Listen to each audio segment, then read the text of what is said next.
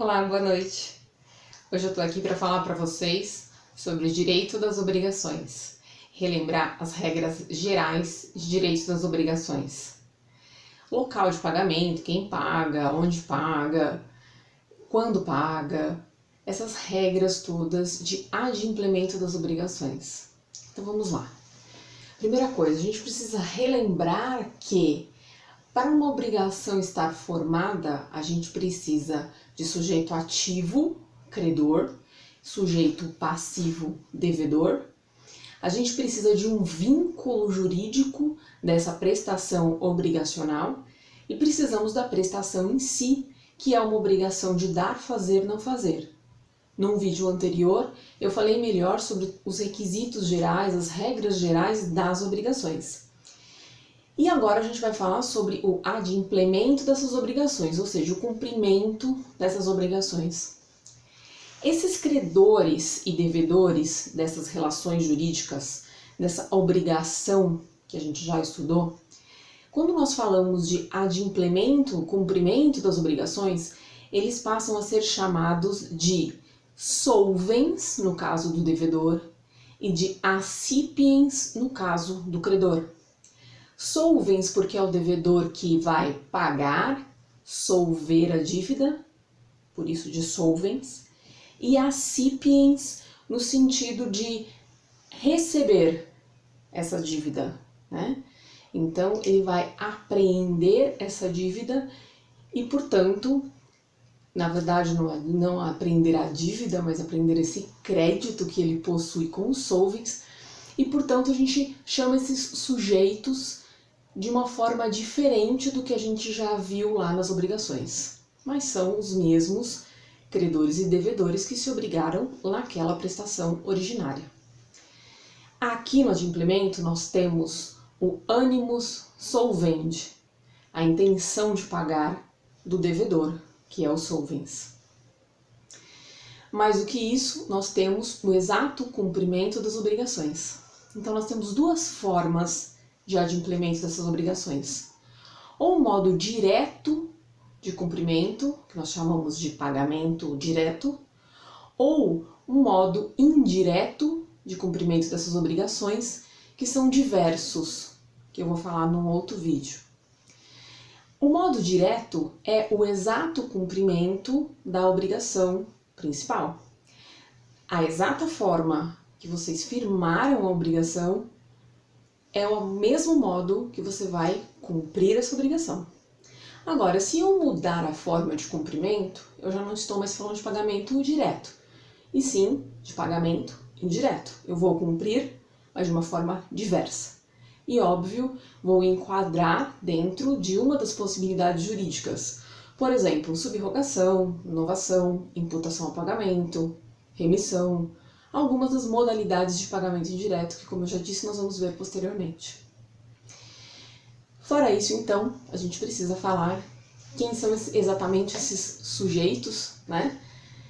Então, a gente tem, como eu já disse, accipiens e solvens, quem paga e quem recebe, mas nós podemos também ter a figura de terceiros interessados a pagar esses possíveis créditos, esses possíveis débitos, na verdade. Então, esses terceiros interessados, vocês precisam se lembrar das regras, olhar exatamente lá a partir do 304 do Código Civil, que fala que terceiro interessado são aqueles interessados juridicamente. Então, por exemplo, há um interesse porque ele é também um devedor solidário. Então, ele tem interesse de quitar a dívida do outro, né? Ele tem interesse porque, por exemplo, ele é um sublocatário e ele não quer ser despejado. Então, ele tem interesse em quitar a dívida do outro. Algum interesse jurídico tem que ter. Aqueles terceiros não interessados também podem eventualmente quitar a dívida. Mas quem são esses terceiros interessados? São aqueles que quitam a dívida ou em nome próprio ou em nome do devedor. E aí, a depender da regra, a gente pode cobrar ou não deles. Então lembre também de verificar direitinho, mais a fundo toda essa matéria, porque aqui o vídeo é rápido, é só para relembrar a matéria, mas lembre de olhar o Código Civil e toda a matéria que o seu professor já lecionou para você, doutrinas, né? Eu gosto muito do Flávio Tartucci, Carlos Roberto Gonçalves e tantos outros aí doutrinadores de direito civil que você pode se afeiçoar e aprofundar aí os seus estudos. Mas enfim, esses terceiros não interessados são aquelas pessoas que vêm quitar as dívidas, mas que não têm um interesse jurídico, mas têm um interesse, vamos dizer, moral, afetivo. Então, é o pai, o amigo que quita a dívida do outro para que ele não fique com essa pendência, ok? Fora isso, a gente tem então outra coisa para ser observada. É a prova do pagamento. Como que eu pago isso? Como que eu provo? Primeiro, regra geral. Regra geral, não há presunção de pagamento. Eu preciso de prova de quitação. Eu preciso de um documento. Mas óbvio, se eu não tiver, eu vou tentar de outros meios, a gente sabe disso. Vou tentar uma testemunha, vou tentar algumas outras formas. Mas ainda assim, a lei traz 3 presunções. Então a gente tem exceções. Essas 3 presunções são importantes. Eu tenho presunção quando o devedor ele está em mãos, ele está na posse de um título. Por exemplo, o devedor de uma nota promissória está com o título nota promissória em seu poder. Então, presume-se que ele quitou a dívida e por isso que ele está com a nota promissória, que vai servir como recibo, como prova dessa quitação. Segundo, prestações em cotas sucessivas, obrigações de trato sucessivo, que também nós já falamos no outro vídeo, que eu até exemplifiquei para vocês, o Carnê das Casas Bahia, por exemplo, né? Quitou-se a última e deixou algumas pendentes, pode ser um problema, porque há a presunção de que a quitação da última, que todas as outras estão quitadas. E a última presunção que nós temos é de que pagou-se o principal sem reserva de acessórios, por exemplo, juros, correções, qualquer cláusula penal que hajam as partes contratado, eu tenho extinção do acessório. Regra básica, acessório acompanha o principal. Se eu extingo o principal, o acessório também se esvai. Essas presunções são relativas, são iuris tantum, lembram delas? Admite-se prova em contrário.